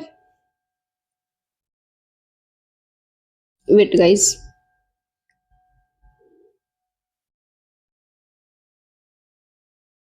कहाँ थे हम लोग? नवरत्न गिफ्ट यहाँ पे थे। कभी कभी ना फोन इधर उधर हो जाता है यार। देखो तो गिफ्ट ने 2015 में कार्य करना शुरू किया था। इसका उद्देश्य भारतीय कंपनी के द्वारा अंतर्राष्ट्रीय वित्तीय सेवाओं के प्राप्ति यानी कि इनबाउंड और विदेशी कंपनियों को वित्तीय सेवा प्रदान करने के लिए आउटबाउंड भारत के एक गेटवे के रूप में कार्य करना है। आईएफएससी प्राधिकरण आईएफएससी अधिनियम 2019 के तहत स्थापित और एक वैधानिक निकाय है, एक स्टैट्यूटरी बॉडी है ये भारत में आईएफएससी वित्तीय उत्पादों को वित्तीय सेवाओं के वित्तीय संस्थानों के विकास विनियमन के तहत एकीकृत विनियामक है। नेक्स्ट है विश्व स्वर्ण परिषद, ठीक है, यानी कि वर्ल्ड गोल्ड काउंसिल क्यों चर्चा में है, तो विश्व स्वर्ण परिषद जो है 2024 में भारत की स्वर्ण खपत का अनुमान बढ़ा करके 850 टन कर दिया गया है। और आपको पता है आजकल बहुत न्यूज में चल रहा है रानवा रॉय, है ना, रानवा रॉय जो है बहुत ही ज्यादा लगभग 8 केजी सोना आपको पता है कि अपने बडी में छिपा करके एयरपोर्ट पे पकड़ाई, बेंगलुरु एयरपोर्ट पे। तो आप लोग को पता ही होगा कि कितना आजकल मतलब न्यूज में चल रहा है ना। हालांकि आप लोग को पकड़ाई है तो वो नहीं पढ़ के जाना है, ओवरऑल थोड़ी बहुत पता होना चाहिए, लेकिन ओवरऑल गोल्ड है तो गोल्ड आपका एक स्टैटिक पोर्शन हो गया, अब उसको पढ़ो गोल्ड के बारे में। हमारे यहाँ आयात निर्यात है ना, कितना कहाँ भारत में कौन कौन से है, जैसे कर्नाटक के कोलार क्षेत्र में बहुत ज़्यादा लाइक बोले सोना वगैरह मिलता है, तो रिजर्व एरिया कौन कौन है और कहाँ कहाँ है, ये सब स्टैटिक पोर्शन हमको पढ़ना। अब ये नहीं कि रानवा रॉय किसकी बेटी है, क्या करती है, एक्ट्रेस है साउथ इंडिया के, तो ये सब हमें पढ़ के नहीं जाना है। हाँ न्यूज है बट थोड़ा बहुत देख ली, चलो ठीक है न्यूज है, बट स्टैटिक पढ़ के जाना है जहाँ से क्वेश्चन बनेगा। ये जितने भी हम लोग देख रहे हैं ना सब स्टैटिक पोर्शन विथ लिंक है न्यूज के साथ, ये सब आप कम से कम 4 बार 5 बार आपको एटलीस्ट पढ़ के जाना है ताकि क्वेश्चन आपका प्रीलिम्स गलत ना हो, ठीक है। विश्व स्वर्ण परिषद की बातें करें तो ये विश्व स्वर्ण परिषद ने 2024 में भारत की स्वर्ण खपत की अनुपात बढ़ा करके 850 टन कर दिया है। ये WGC की बातें करें यानी कि वर्ल्ड गोल्ड काउंसिल की बातें करें तो इसका गठन 1987 में हुआ था, खनन कंपनियों ने किया था। स्वर्ण से संबंधित एक अथॉरिटी है, ये विशिष्ट स्वर्ण बाजारों की खोज करता है और अनुसंधान करता है, रिसर्च करता है इस पे, ठीक है। एक कमोडिटी के रूप में स्वर्ण की बातें करें, प्रमुख निर्यातक 2022 में स्विट्जरलैंड, इसके बाद संयुक्त राज्य अमेरिका, संयुक्त अरब अमीरात था। प्रमुख आयातक की बातें करें यानी कि सबसे ज्यादा 2022 में कौन कौन लाइक यानी कि बाहर से अपने कंट्री में मंगाया है, तो इसमें स्विट्जरलैंड है, चीन है, संयुक्त अरब अमीरात है, यूनाइटेड किंगडम है, भारत है, ठीक है। शीर्ष उत्पादक की बात करें यानी कि सबसे ज्यादा सोना का प्रोडक्शन कौन करता है, तो चीन पहले नंबर पे आता है, इसके बाद ऑस्ट्रेलिया आता है, दूसरे नंबर पे रूस आता है, तीसरे नंबर पे ये सारा पहले नंबर सेकेंड नंबर जितने भी है ना, कोयला हो गया, लिग्नाइट या फिर कोई भी या फिर ये सोना वगैरह हो गया, number 1 country, second, third, fourth, ये सारा हमने जब आप शॉर्ट वीडियो में आप देखेंगे ना, हर एक एक चीज ईच एंड एवरी डे हम डालते रहते हैं, एक एक मेरा पोस्ट डेली जाता है, इसके अलावा MCQ भी जाता है, तो आप लोग उस पर टेस्ट जाके लगाया कीजिए। एक पोस्ट कर देते हैं और उसमें आपको चूज करना होता है कौन सा ऑप्शन है, ABC जो भी है। तो उत्पादन सबसे ज्यादा नंबर 1 चीन है, इसके बाद ऑस्ट्रेलिया है, थर्ड नंबर पे रूस है प्रोडक्शन के, सोना प्रोडक्शन में, फिर इसके बाद कनाडा है, अमेरिका का स्थान आता है। भारत स्वर्ण के सबसे बड़ा संधान बिहार में 44% है, इसके बाद राजस्थान में 25% है, कर्नाटक में 21% आता है। भारत में स्वर्ण की चीन के बाद दूसरा सबसे बड़ा उपभोक्ता है, उपभोक्ता मतलब हम लोग कंज्यूम करते हैं, जैसे हमारे यहाँ आप देखते हैं जो भी शादी विवाह होता है घर में तो ज़्यादा सोना यूज होता है, किसी को गिफ्ट देने में, लड़की को टीका नथिया है ना, ये सारे गले का जो है चैन वैन, हाथों का अंगूठी, ये सारा इन सब चीज़ों में हमारे यहाँ घरेलू शादी विवाह जो भी होता है, इस आपको पता है इंडिया का ट्रेडिशंस है, उसमें सोना दिलाता ही दिलाता है ना, तो हम लोग सेकेंड नंबर पे कंज्यूमिंग में आ जाते हैं, ठीक है। नेक्स्ट हम लोग देखेंगे विविध यानी कि मिसलेनियस जो चर्चा में है, तो निधि कंपनियां यानी कि निधि कंपनियां क्या क्या है, तो कॉर्पोरेट कार्य मंत्रालय ने धोखाधड़ी का काम करने वाली निधि कंपनियों पर शिकंजा कसा है। ये निधि कंपनियां आखिर है क्या, तो केंद्र सरकार ने कंपनी अधिनियम 2013 के तहत निधि कंपनी दर्जा प्रदान करती है। निधि कंपनी केंद्र सरकार के द्वारा 2014 में जारी किए गए निधि नियमों का पालन करना होता है। उपयुक्त नियमों का बात की बातें करें तो 2022 में संशोधित किया गया था। ये निधि उद्देश्य क्या है, अपने सदस्य मितव्ययी होने और बचत करने की आदत विकसित करना है। अपने सदस्य ही जमा राशि स्वीकार करता है, उन्हें आपसी लाभ के लिए उधार देता है। मुख्य मानदंड की बातें करें तो न्यूनतम 20% सदस्य होनी चाहिए, 10 लाख रुपए इससे अधिक की निवल स्वामित्व वाली निधि होनी चाहिए, ठीक है। नेक्स्ट है आईएसआई मार्का, ठीक है। तो आईएसआई मार्का क्या है, मार्क क्या है, तो केंद्र सरकार ने गुणवत्ता नियंत्रण आदेश के माध्यम से स्टेनलेस स्टील और रसोई एल्युमिनियम बर्तनों के लिए इंडियन स्टैंडर्ड इंस्टीट्यूट मार्क अनिवार्य कर दिया। आईएसआई जो है यानी कि इंडियन स्टैंडर्ड इंस्टीट्यूट, ये जो है एक मार्क होता है, ये अनिवार्य कर दिया है। भारतीय मानक ब्यूरो जो है बीआईएस, ये विकसित किया गया है। ये मार्क उत्पादन की गुणवत्ता सुरक्षा आश्वासन देता है। केंद्र सरकार ने गुणवत्ता नियंत्रण आदेश जारी किया है। इसके तहत बीआईएस की स्कीम 1 आईएसआई मार्क योजना के तहत कुछ उत्पादों के लिए आईएसआई मार्क को अनिवार्य बना देता है। भारत में बेचे जाने वाले कुछ उत्पादों के लिए आईएसआई मार्क अनिवार्य कर दिया गया है। इस उत्पादन में विद्युत उपकरण जैसे कि स्विच हो गया, मोटर हो गया, हीटर हो गया, है ना, किचन उपकरण आदि, सीमेंट, ऑटोमोबाइल एसेसरीज हो गया, चिकित्सा उपकरण हो गया, इस्पात हो गया, लौह उत्पाद, खिलौना वगैरह हो गया। नेक्स्ट हम लोग देखेंगे भारतीय मानक ब्यूरो, बीआईएस के बारे में हम लोग देखेंगे। भारतीय राष्ट्रीय मानक निर्धारित करने वाली संस्था है। इसकी स्थापना बीआईएस अधिनियम 2016 के तहत हुआ था। इसका उद्देश्य क्या है, तो वस्तु मानकीकरण, मार्किंग, गुणवत्ता प्रमाणन कार्यों को सामंजस्यपूर्ण विकास करना है। बीआईएस की बातें करें तो हॉलमार्क, बहुमूल्य धातु की वस्तुओं की शुद्धता, उत्कृष्टता, आधिकारिक गारंटी, इको मार्क पर्यावरण के अनुकूल उत्पादों की लेबलिंग करता है, ठीक है। नेक्स्ट हम लोग देखेंगे ग्रीन सूट्स क्या है। तो ग्रीन सूट्स क्यों चर्चा में है, तो आरबीआई ने हाल ही में भारत की ग्रामीण अर्थव्यवस्था फास्ट मूविंग कंज्यूमर गुड्स क्षेत्रों में ग्रीन सूट की भूमिका निभा रही है, ठीक है। अब ग्रीन सूट्स की बातें करें तो ऐसे संकेत होते हैं, ऐसे इंडिकेटर्स होते हैं जो ये दर्शाता है कि अर्थव्यवस्था क्षेत्र जो है आर्थिक मंदी के बाद आगे बढ़ रही है या नहीं बढ़ रही है, ठीक है। एफएमसीजी की बातें करें तो एफएमसीजी जो है ये ऐसा क्षेत्र होता है जो उच्च टर्नओवर वाले उपभोक्ता पैकेज सामानों के रूप में जाना जाता है। ऐसा सामान जिनका कम समय में प्रोडक्शन, वितरण, मार्केटिंग, उपभोग किया जा सके। जैसे हम लोग बताएं डिटर्जेंट हो गया, टॉयलेटरीज हो गया, दांत साफ करने की प्रोडक्शन हो गया, सौंदर्य प्रसाधन हो गया जैसे क्रीम पाउडर वगैरह हो गया, है ना। इनहैंस इंटीग्रेटेड फ्रेमवर्क की हम लोग बातें करें, इनहैंस इंटीग्रेटेड फ्रेमवर्क की बातें करें तो फिनलैंड ने इनहैंस इंटीग्रेटेड फ्रेमवर्क के तहत वित्त पोषित परियोजना के जरिए अल्प विकसित देशों को सहायता दे रहा है, ठीक है। कौन दे रहा है, फिनलैंड दे रहा है। इनहैंस इंटीग्रेटेड फ्रेमवर्क आखिर है क्या, तो एकमात्र ऐसी बहुपक्षीय साझेदारी है। ये अल्प विकसित देशों को व्यापार के माध्यम से गरीबी में कमी करना, विकास और सतत विकास की सहायता दे रहा है। इसमें 51 देश भागीदारी है। विश्व बैंक, विश्व व्यापार संगठन यानी कि वर्ल्ड बैंक और डब्ल्यूटीओ जैसे अंतर्राष्ट्रीय संगठन सहायता प्रदान करता है। संयुक्त राष्ट्र परियोजना सेवा कार्यालय की बात करें, इनहैंस इंटीग्रेटेड फ्रेमवर्क का ट्रस्ट फंड मैनेजर है, ठीक है। नेक्स्ट हम लोग देखेंगे दूरसंचार डिजिटल भारतीय निधि का प्रशासन नियम 2024, telecommunication administration of the digital Bharat Nidhi rule क्यों चर्चा में है, तो ये नियम दूरसंचार विभाग ने डिजिटल भारत निधि को कार्यान्वित करने के लिए अधिसूचित किया है। दूरसंचार अधिनियम 2023 के द्वारा प्रदत्त शक्तियों का उपयोग करते हुए अधिसूचित किया गया है। डिजिटल भारत निधि की बातें करें तो डिजिटल भारत निधि की स्थापना दूरसंचार अधिनियम 2023 के माध्यम से किया गया था। अल्प सेवित दूरदराज ग्रामीण क्षेत्रों में किफायती कीमतों में दूरसंचार योजना को वित्त पोषित के लिए स्थापित किया गया था। इसने तत्कालीन भारतीय टेलीग्राफ अधिनियम 1885 के तहत बनाए गए थे। सार्वभौमिक सेवा दायित्व निधि की जगह ये लिया है, ठीक है। यूएसओएफ की बातें करें हम लोग तो ये जो है ऐसा निधि का एक पूल है जिसमें यूनिवर्सल एक्सेस लेवी लगाने के लिए अर्जित राशि को जमा किया जाता है और यूनिवर्सल एक्सेस लेवी के तहत दूरसंचार विभाग से दूरसंचार लाइसेंस प्राप्त करने वाले कंपनी समायोजित सकल राजस्व का 5% दर से लाइसेंस शुल्क वसूला जाता है, ठीक है।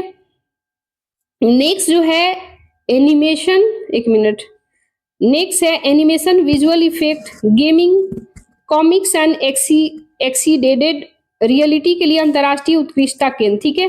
तो ये हम लोग देखेंगे क्यों चर्चा में है, तो हाल ही में 2022-23 के बजट में animation, visual effect, gaming, comics, extended reality क्षेत्रों के लिए टास्क फोर्स गठित करने के लिए प्रस्ताव रखा गया है।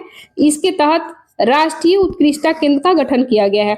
अब हम लोग देखेंगे एनसीओई क्या है, ठीक है। तो एनसीओई ये जो है एक कंपनी अधिनियम 2013 के तहत धारा 8 के तहत स्थापित किया जाएगा।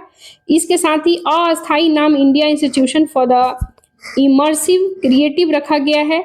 ये एवीजीसी एक्सआर क्षेत्र से जुड़े स्टार्टअप्स को बढ़ावा देने के लिए एक इंक्यूबेशन सेंटर के रूप में कार्य करेगा। इसे भारत में क्रिएटिव इकोनॉमी को बढ़ावा मिलेगा। क्रिएटिव इकोनॉमी और ऑरेंज इकोनॉमी की हम लोग बातें करें तो मूल रूप से ये ज्ञान आधारित आर्थिक गतिविधि जिस पर क्रिएटिव इंस्टीट्यूट आधारित है। क्रिएटिव इंस्टीट्यूट रचनात्मक उद्योगों में प्राथमिकता इनपुट में रचनात्मक बौद्धिक संपदा का उपयोग करते हुए उपभोक्ताओं के लिए वस्तुओं और सेवाओं के लिए सृजन उत्पादन वितरण किया जाता है। भारत में इस उद्योग का आकार लगभग $30 बिलियन था और भारत के लगभग 8% कार्यशील जनसंख्या को रोजगार भी प्रदान करता है, ठीक है गाइज। ये रहा आपका पूरा वीडियो, कंप्लीट हो चुका है हम लोग का आज पूरा कंप्लीट हो चुका है। लाइक बोले तो इकोनॉमिक्स पूरा कंप्लीट हो चुका है, फाइनल हो गया है। इसके पहले आर्ट एंड कल्चर पीटी 365 का आर्ट एंड कल्चर हम लोग कंप्लीट कर लिए हैं। इसके अलावा पर्सनालिटी न्यूज पूरा कंप्लीट हो चुका है जिसमें एंशिएंट मिडाइवल मॉडर्न वगैरह का है, ठीक है। सारा हम लोग आर्ट एंड कल्चर का एंशिएंट मिडाइवल मॉडर्न सारा कंप्लीट कर चुके हैं। इसके अलावा इकोनॉमिक्स आज फाइनल हो गया, इन्वायरमेंट इकोलॉजी हो चुका है। अब केवल व केवल 2 ही चीज बाकी है, वो है science and tech international relation. कल आप लोग आज आप वीडियो हम अपलोड कर रहे हैं ना, थोड़ी देर में रिकॉर्ड हो चुका है, तो आप लोग प्लीज कमेंट में बताएंगे कि कौन सा कल आप लोग वीडियो चाहते हैं, इंटरनेशनल रिलेशन चाहते हैं या साइंस एंड टेक चाहते हैं। प्लीज कमेंट में जरूर बताइएगा। एंड मेरा वीडियो अच्छा लगे तो आप लोग लाइक कीजिएगा, शेयर कीजिएगा एंड सबको हैप्पी होली, ठीक है। मन लगा के पढ़ते रहिए। Bye, good night, take care of you.